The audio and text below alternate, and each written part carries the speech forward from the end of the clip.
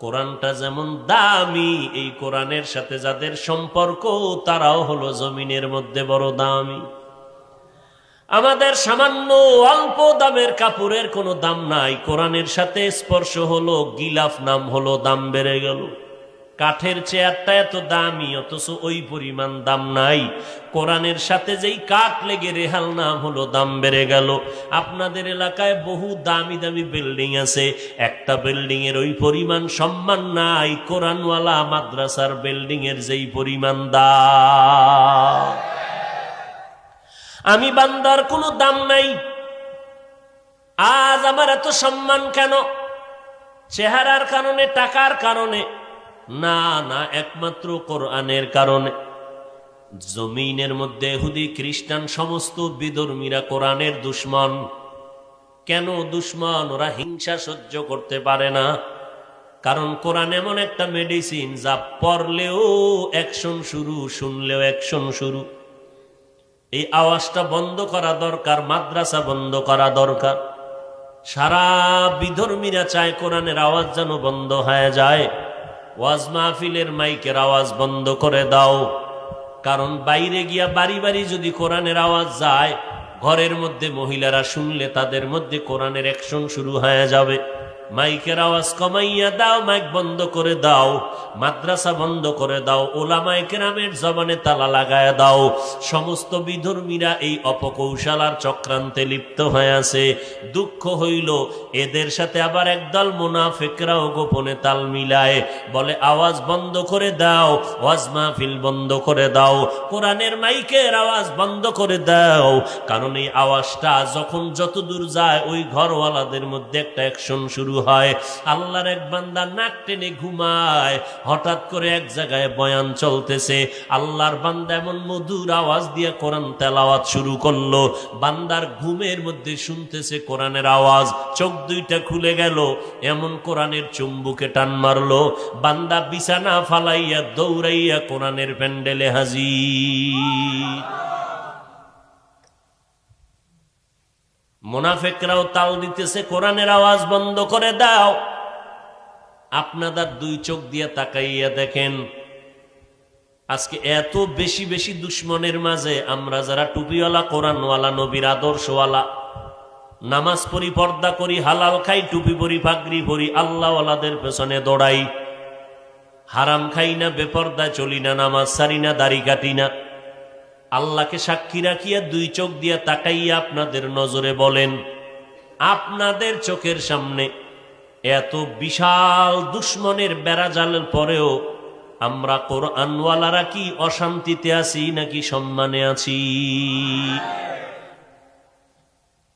আর কি দেখাইলে আপনারা বুঝবেন? আপনাদের চোখের সামনে চতুর্মুখী দুশ্মনের মাঝেও যদি কোরআনওয়ালারা এত সম্মান পায়, কিয়ামতের দিন যেদিন ক্ষমতা একক হবে কার, ওই দিন কি পরিমাণ সম্মান হবে কোরআনওয়ালা? قال النبي صلى الله عليه وآله وسلم يقال لصاحب القرآن اقرأ وارتقي ورتل كما كنت ترتل في الدنيا فإن منزلك عند آخر آية تقرأها। আল্লাহ বলবেন, এই কোরআনওয়ালা এদিকে আয়, দুনিয়াতে কোরআন পড়ছো, আমি আল্লাহ মজা করে শুনছি, কিন্তু আজ আমি ডাইরেক্ট তোর সামনে কোরআন শুনবো, তুই তেলাওয়াত কর। একটা একটা আয়াত পড়বি, অটোমেটিক লিফটের আকারে আমার জান্নাতের বিল্ডিং এ উঠতে থাকবি। তবে একা একা যাবি না, তুই কোরআনের আলেম হইতে গিয়া তুই ঠিক মতো খানা খাইতে পারো নাই, তোর বাবা রিক্সা চালাইয়া তোর বেতনটা দিতে কষ্ট হইতো, তুই লেখাপড়া করতে গিয়া হাফেজে কোরআন হইছ, তোর হাফেজ হওয়ার পেছনে একজনে তোর একটা জামা কিনিয়া দিছে, তুই কোরআনের হাফেজ হওয়ার পেছনে একজনে মশারি কিনিয়া দিছে, তুই মাদ্রাসায় যে পড়ছো মাদ্রাসার জায়গা কিনিয়া দিছে, টাকা পয়সা দিয়েছে, সহযোগিতা করেছে, তোরে ৩-৪ বেলা মানুষ খানা খাওয়াইছে। এই রকম মোহাব্বতের ওয়ালা যারা কোরআনকে মোহাব্বত করিয়া তোরে সহযোগিতা করেছে, এদেরকে বাছাই কর, দেখ এরা জাহান্নামের দরজায় চলে গেল নাকি। এদের মধ্য থেকে 10 জন জাহান্নামীর নাম নিয়ে সুপারিশ কর, আমি আল্লাহ কোরআনের বরকতে তোর সাথে তাদেরকেও জান্নাত দিয়ে দিব। আতিনা ফি দারে দুনিয়া না হাসান আতিনা ফি দারে উকবা না হাসান ইয়া গিয়াসাল মুস্তাগীসিন ইহদিনা লাফতিখারা বিল উলুমে ওয়াল গিনা। আজকে দুঃখ, বিএ পাশ করলি রে যুবক, কোরআন পড়বি দূরের কথা, মুসলমান হিসাবে আসসালামু আলাইকুম এই শব্দটা উচ্চারণ করতে পারো না। কেমন সান কপাল লয়ে জমিনে জন্ম নিছ। শুনো, তোমাকে রসুল কি বলে গেছেন? ক্বালান নবিয়্যু সাল্লাল্লাহু আলাইহি ওয়া আলিহি ওয়াসাল্লাম লা ঈমানা লিমান লা হায়া আলা। নবী বলেন, যার মধ্যে লজ্জা নাই তার ঈমান নাই। যার লজ্জা নাই তার মধ্যে ঈমান নাই। আল হায়াউ শুবাতুম মিনাল ঈমান। লজ্জা হলো ঈমানের একটা সারমর্ম। আজকে লজ্জা না থাকার কারণে আমরা হাতে ঘড়ি দেই না উস্তাদদের সামনে, এখনো দেই না। যাও দেই, বুঝাবার জন্য বলি। ডান হাতে ঘড়ি দেই বয়ানের টাইম। আমার উস্তাদ শিখাইছেন ডান হাতে কেন ঘড়ি দিবি? বাদশাহ হারুন রশিদের যুগে ঘড়ির জন্ম হয়েছে, এর আগে ঘড়ি ছিল না। ওই ঘড়িটা ডান হাতে কেন দেই? আমার মুরব্বী যদি হঠাৎ করে বলে, জিজ্ঞাসা করে টাইম কত, বাম হাতটা যেন সামনে না যায়, ডান হাত যেন আমার সামনে যায়। এটা কি ফরজ ওয়াজিব সুন্নাত? না। যতটুকু বিনয়ী হওয়া যায় ততটুকুই আল্লাহ খুশি হবেন। মান তাওয়াযা লিল্লাহ রাফাআহুল্লাহ। যেই বান্দা আল্লাহর জন্য মানুষের কাছে বিনয়ী হবে, আল্লাহ তার মর্যাদা সবার উপরে বাড়ায় দিবেন। ইয়া ইলাহি মুঝসে মুঝকো দূর কর, তাকে দেখো মুঝ মে তুঝকো এক নজর। ইয়া ইলাহি तू मेरा माबूद है, या इलाही तू मेरा माशूक है। वअम्मा मन खाफ मकाम रब्बिह व नहा नफ्स अनिल हवा फइन्नल जन्नत हियल मावा। আল্লাহর আদালতে দাঁড়াইয়া হিসাব দেওয়ার ভয় বান্দা অন্তরে ঢুকাইয়া গুনাহ থেকে নিজেকে বাঁচাও। আমি আল্লাহ ওয়াদা দিলাম, তোমার কিয়ামতের ময়দানে আমি সূর্যের গরম লাগার আগে তোমারে জান্নাতে পাঠায় দিব। হাসরের ময়দানে দাঁড়াইয়া আমার দরবারে হিসাব দেওয়াটাকে ভয় কর, কারণ হাসরের ময়দানটা কেমন ভয়ঙ্কর হবে তোমার জানা নাই রে গোলাম। তোমারে আমি এত আদর করে দুর্বল করে বানাইছি, আমি আল্লাহ চাই না তুমি জাহান্নামের আগুনে জ্বলবা। কিয়ামতের ময়দানটা তো ভয়ঙ্কর হবে বান্দা, জানো না? রহমতের নবী একদিন রুমের মধ্যে বসে বসে গুনগুন গুনগুন করে কান্না করেন। আম্মা জান আয়েশা রাদিয়াল্লাহু আনহা জিজ্ঞাসা করেন, নবী আমি আয়েশা কোনো ত্রুটি করলাম নাকি, আপনি কেন কান্না করেন? নবী বলেন, আয়েশা কোনো ত্রুটি করো নাই, কান্না কেন করেন? বলে, হাসরের ময়দানের কঠিন অবস্থার কথা মনে পড়েছে জন্য কান্না করি। কেমন কঠিন হবে? নবী বলেন, আয়েশা জানো না, কিয়ামতের ময়দানে হাসরের মাঠটা থাকবে সমতল, সব মানুষ হবে উলঙ্গ। সূর্যটাকে আল্লাহ অর্ডার করবে, নিচে নেমে আয়। ও সূর্য, তোর যত মুখ উপরে আছে নিচে করে দাও, নিচে দিয়া তোমার যত তাপ আছে জমিনে ছেড়ে দাও। সূর্যের গরম এমন জোরে জমিনে ছাড়বে, সূর্যের গরম তাপে মাটির জমিনটা পুড়িয়া তামা হয়ে যাবে। সূর্যের গরম এত প্রচন্ড হবে। এদিকে আমার আল্লাহ পাক কাহারিয়াতের সাইনবোর্ড টানায় বলবেন, লিমানিল মুলকুল ইয়াউম লিল্লাহিল ওয়াহিদিল কাহ্হার। আল্লাহ পাক বলবেন, আজকের দিনের রাজত্ব কার? এই কথা বলা মাত্র হাসরের ময়দানটা থরথর করে কেঁপে উঠবে। কোন মানুষের জবাব দেওয়ার ক্ষমতা হবে না। আল্লাহ পাকের এই আওয়াজে মানুষগুলো বেহুশ হয়ে থাকবে, এক পায়ে দাঁড়ায়া 50,000 বছর। আমার নবী হুশে আসিয়া বলবেন, আল্লাহ জান্নাতীদেরকে জান্নাতে দিয়ে দেন, জাহান্নামীদের জাহান্নামে দেন, এই কষ্ট সহ্য করা যায় না, তাড়াতাড়ি বিচারটা শুরু করে ফয়সালা করেন। ওদিকে জাহান্নামের আওয়াজ, জাহান্নাম চিল্লায় বলবে, আল্লাহ কই তোমার গুনাহগার গুলো আমার পেটে দাও, আমার পেটে বড় ক্ষুধা লাগছে। আল্লাহ বলবেন, জাহান্নাম একটু অপেক্ষা কর, আমি বিচারটা শেষ করিয়া তোর পেটের ক্ষুধা নিবারণ করতেছি। সূর্যের গরমে জমিনটা তামা হয়ে যাবে, গুনাহগারের মাথার মগজগুলো মাথা ভাতের মারের মতো ফুটতে থাকবে। আল্লাহর নবী বলেন, কি পরিমাণ ভয়ঙ্কর হবে হাসরের ময়দান, যেই ভয়ঙ্করের কারণে নবীরা পর্যন্ত উম্মতের কথা ভুলে গিয়া নাফসি নাফসি বলে কান্না করবেন। সমস্ত নবীদের চোখের পানি আর নাফসি নাফসি বলে কান্নার আওয়াজ। নবীদের গুনাহ নাই যদি তাদের অবস্থা এমন হয়, তো আমাদের অবস্থা কেমন হবে? ওই হাসরের ময়দানে ও আয়েশা, আরো 3টা জায়গা হবে আরো ভয়ঙ্কর হালাত, যেই 3টা জায়গার মধ্যে সন্তান মা বাবারে ভুলে যাবে, মা বাবা সন্তানের পরিচয় দিবে না। আল্লাহ বলেন, ইয়াউমা ইয়াফিরুল মারই ওয়া উম্মিহি ওয়া আবিহি ওয়া সাহিবাতিহি ওয়া বানিহি। ভাই ভাইয়ের থেকে পলায়ন করবে, কেউ পরিচয় দিবে না আমার ভাই। সন্তান থেকে মা পালায়ে যাবে, পরিচয় দিবে না। এইভাবে করিয়া ওই কঠিন সময় হবে 3 সময়। নবীজি বলেন, একটা সময় হবে আমল নামা দেওয়ার সময়। মানুষ তখন এত পাগল পারা হয়ে যাবে, চিৎকার মেরে কানবে, চোখের পানি শেষ, রক্ত পড়া শুরু হয়ে যাবে। এত ভয়, আল্লাহ লাইনে দাঁড়াইয়া বলবে, আমল নামা দেওয়া হবে, লাইনে দাঁড়াও। নেক আমলওয়ালার এক লাইনে দাঁড়াও, গুনাহগারের এক লাইনে দাঁড়াও। দুনিয়াতে নেককার গুনাহগার একসাথে ছিল, এক মসজিদে নামাজ পড়েছো, বাধা দেই নাই। আজকে আমি ইনসাফের বিচার করব, নেক আমলওয়ালা গুনাহগারেরা তোমরা আলাদা হও। ওয়ামতাজুল ইয়াউমা আইয়ুহাল মুজরিমুন, ও গুনাহগারেরা তোমরা আজকে নেককারদের থেকে আলাদা হয়ে যাও। আল্লাহর নবী বলেন, ওই সময় মানুষগুলো পাগল পারা হয়ে কাঁদবেন। আমল নামা আমার ডান হাতে আসে নাকি বাম হাতে আসে এই ভয়, আমল নামা ডান হাতে আসে নাকি বাম হাতে আসে এই ভয়। মানুষ কান্না করে বেহুশ পাগল পারা হয়ে যাবে।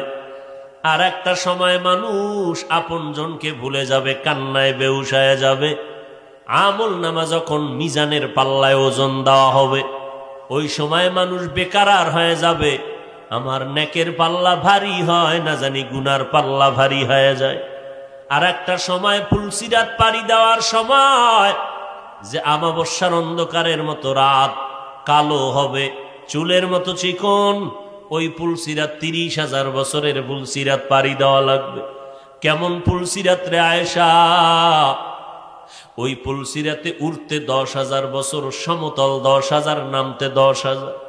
30,000-এর ফুলসিরাত এত চুলের থেকে চিকন হবে। একটু চিন্তা করে দেখো রে মানুষ, এর নিচে থাকবে জাহান্নামের আগুন। যারা গুনাহগার ওই ফুলসিরাতের মাঝ দিয়ে পাড়ি দিবে, ওরা গুনার কারণে কেটে কেটে জাহান্নামে পড়ে যাবে, জাহান্নামের আগুনে পড়বে। বাঁচাও বাঁচাও বলে চিল্লাইলো, সেখন তখন আর কোনো আপনজন রে পাবে না। আর যারা নেক আমল নিয়ে যাবে, আল্লাহ তাদেরকে চোখের পলকে ফুলসিরাত পার করায় জান্নাতের উপর নিয়ে যাও। এরে নবীর উম্মতের দল, নবীজি কান্না করেন ওই হাসরের ময়দানে, আমি মুহাম্মদের তো আল্লাহ অগ্রিম ঘোষণা দিছেন, আমারে মাফ করে দিয়েছেন, কিন্তু আমি ভয় কাঁদতেছি আমার উম্মতের কি হালাত হবে সেই হাসরের ময়দানে।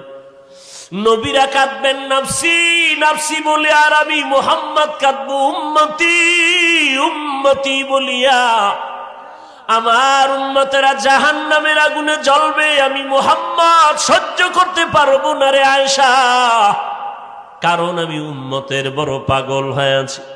মেরাজের রাতে আমার উম্মতের আমি ভুলি নাই, হাসরের ময়দানে আমার একটা উম্মত জাহান্নামে রেখে আমি জান্নাতে যাব না। এরে নবীর আশিক উম্মতের দল, অযুবক ও পর্দার আড়ালের মা বোনেরা ও বৃদ্ধ বাবাজি, আজ কোরআন হাদিস দিয়া পায় ধরে ধরে উলামায়ে কেরাম বয়ান করেন, আল্লাহওয়ালারা বয়ান করেন। 2-3 জনে করলে বোঝা যায় মনে হয় যেন মিথ্যা বলেন। ও আল্লাহর বান্দা, বালিশে মাথা লাগাই একটা সেকেন্ড চিন্তা করিও, ঘুমের ঘরে লক্ষ লক্ষ আম্বিয়ায়ে কেরাম তো মিথ্যাবাদী হতে পারেন না, লক্ষ লক্ষ সাহাবায়ে কেরাম তো মিথ্যা কথা বলতে পারেন না, কোটি কোটি উলামায়ে আহলে হক মিথ্যা বলতে পারেন না।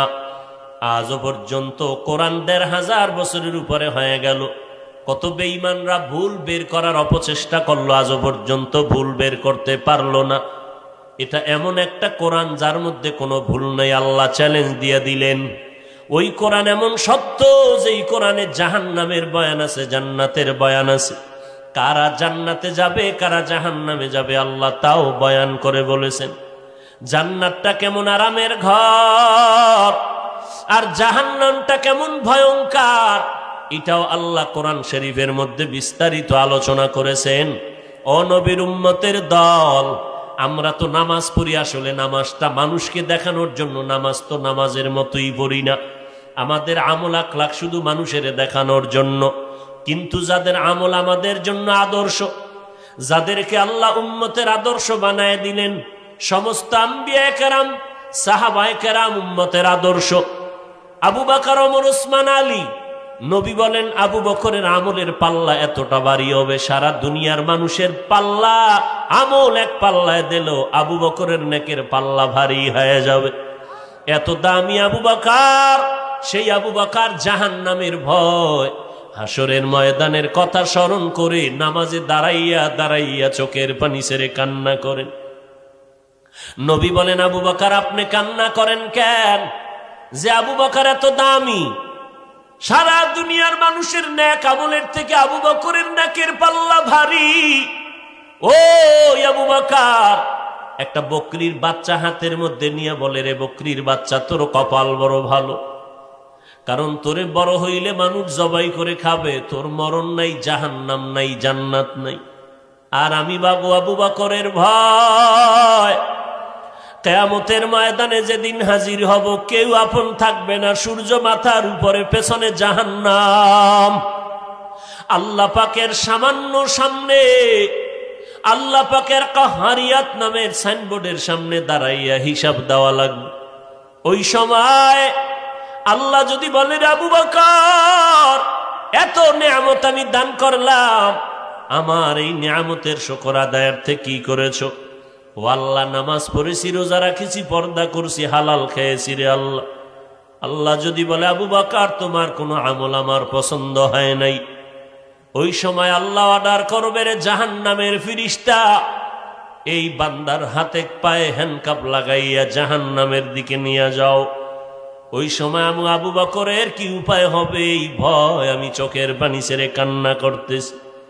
ও আল্লাহর গোলাম, এখনো সময় আছে তওবা করার। আল্লাহ বলেন এখনো যদি পারো হাসরের ময়দানে দাঁড়ানোর ভয়ে যদি তওবা করে গুনাহ থেকে নিজেরে বাঁচাও।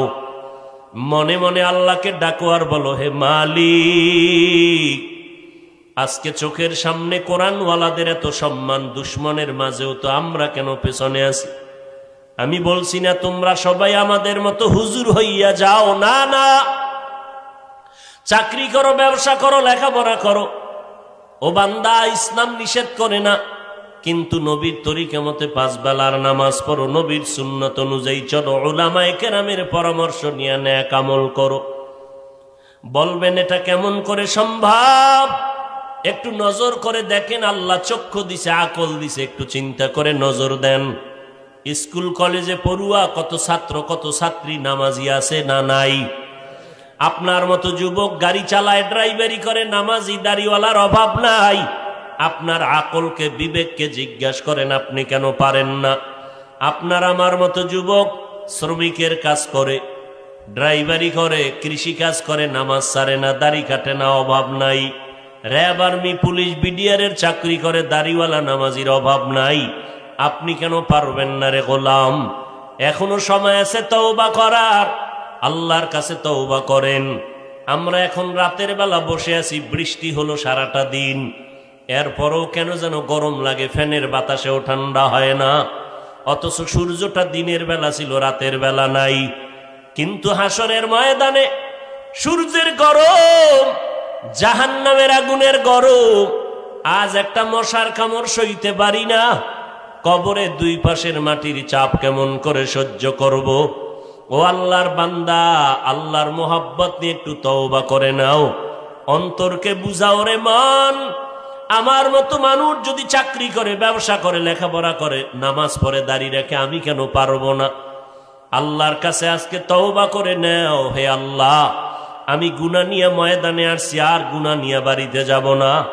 শয়তানের ধোকায় পড়ে কত অন্যায় করেছি, নামাজ পড়ি নাই, রোজা রাখি নাই, আলেম ওলামাদের বিরোধিতা করেছি, মা বাবার সাথে বেয়াদবি করেছি। আজকে তওবার নিয়ত করে ফেললাম, হে মালিক, আজকে থেকে আর নামাজ ছাড়বো না, বেপরদায় চলবো না, মা বাবারে কষ্ট দিব না, ওলামায়ে কেরামের বিরুদ্ধে যাব না, দেশ ও জাতির বিরুদ্ধে যাব না, নবীর তরিকা মতে চলবো, 5 ওয়াক্ত নামাজ পড়বো, সুন্নাত অনুযায়ী চলবো, গলায় ছুরি আসলে মরে যাব, এই তওবা থেকে আর পিছনে যাব না। হায়াতের মালিক আল্লাহ, রিজিকের মালিক আল্লাহ, ইজ্জতের মালিক আল্লাহ। অতএব আমার কোনো পেরেশানি নাই, আল্লাহর উপরে ভরসা করে নবীর তরিকা মতে চলার তওবার নিয়ত করলাম। তবে সবার কপালে তওবা নসিব হবে না, সবাই তওবা নিয়েও ময়দান থেকে যেতে পারবে না। অনেক আল্লাহর বান্দা এখানে হাজির, মুনাজাত ধরলে সবার চোখে তো পানি আসে না। ডানে কান্নার আওয়াজ, বামে কান্নার আওয়াজ, কপাল খারাপ, আমার চোখে পানি নাই কেন? গুনার কারণে আল্লাহ বেজার, এই কারণে চোখের মধ্যে পানি আসে না। অতএব এখনো সময় আছে তওবা করার। যাদের অন্তরে কোনো দুর্বলতা নাই, মরে গেলে যাব, চাকরি থাকার যাক, রিজিকের মালিক আল্লাহ, আজকে থেকে দাড়ি কাটবো না, নামাজ ছাড়বো না, মা বাবারে কষ্ট দিব না, বেপরদায় চলবো না, আলেমদের বিরোধিতা করব না। তওবা করার যদি নিয়ত হয়, খাঁটি তওবার নিয়তে দুটো হাত আল্লাহকে দেখাইয়া দেই। আয় আল্লাহ, আমাদের তওবা কবুল করে নেন। আয় আল্লাহ, তওবার উপরে মজবুত হইয়া চলার মতো তৌফিক দান করেন, আমিন। আলহামদুলিল্লাহি রাব্বিল আলামিন, ওয়াসসালাতু ওয়াসসালামু আলা সাইয়্যিদিল আমবিয়া ওয়াল মুরসালিন ওয়া আলা আলিহি ওয়া আসহাবিহি আজমাইন। ইয়া আরহামার রাহিমিন, ইয়া আরহামার রাহিমিন, ইয়া আরহামার রাহিমিন। রব্বিরহামহুমা কামা রব্বায়ানি সগীরা। আল্লাহুম্মা ইন্না নাউযু বিকা মিনাল বারাসি ওয়াল জুনুনি ওয়াল জুযামি ওয়া সাইয়্যিল আসকাম। ও দয়ার মালিক, কুদরতের নজর দিয়া তাকাইয়া দেখেন রে আল্লাহ, ওলামায়ে কেরাম, সাদা দাড়িওয়ালা মুরব্বী, হাজী সাহেব, কত ব্যবসায়ী,